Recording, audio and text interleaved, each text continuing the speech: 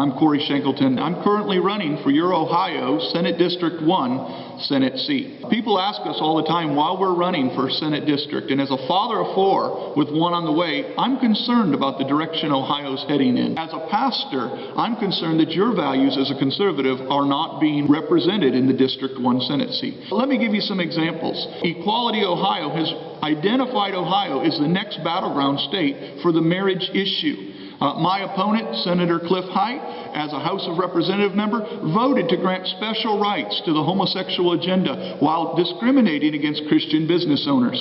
I disagree highly with that move, and I disagree highly with that vote. I believe that it's important to make sure that we have people in place in this pivotal time in the issue of marriage. And I promise you that I'll stand for marriage. Marriage is one man with one woman.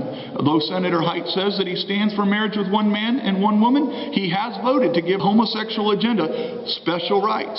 And I think that it's important to make sure that we don't allow him to be representing us in this pivotal hour. Number 2, our values as parents. As a parent, I believe we have the right to decide what our child is educated on and the educational process that our child partakes in.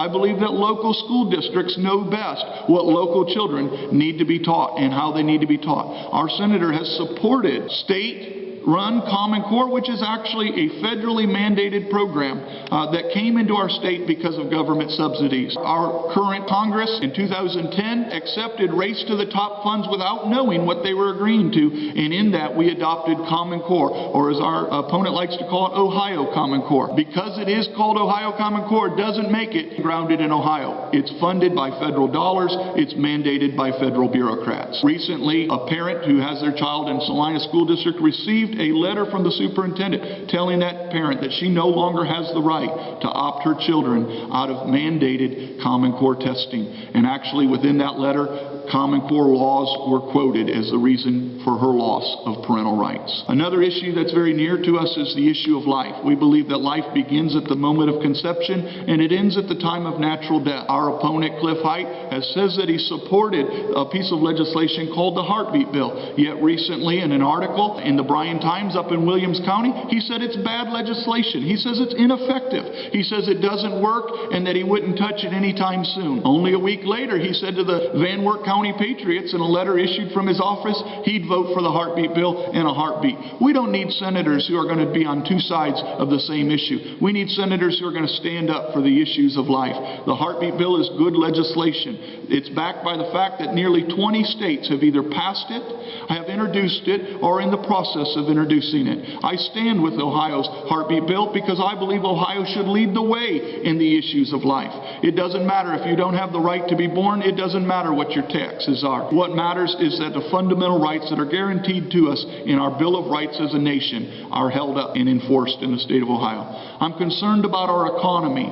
Though Cliff Height and the Republican Party says that they've done amazing things to turn around Ohio's economy, really the only thing that they've done is made us more dependent on the federal government. It's federal dollars that are balancing your budget, not Ohio dollars, and the federal dollars are not assured dollars. Recently, in doing some research, we discovered over 40% of Ohio's budget is carried by federal dollars. I'm not comfortable with that. I want Ohioans to be in control of Ohioans' economy. One of the problems with this is that if Ohioans aren't in control of their economy, what the federal government is doing will impact your economy.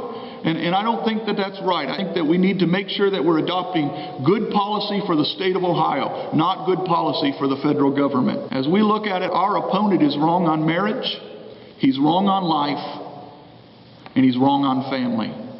If he'll not support your right as a parent to educate your child, if he'll not vote for legislation that will end abortion for every child with a detectable heartbeat, if he'll not support marriage, don't support him on May 6th. We're asking for your support.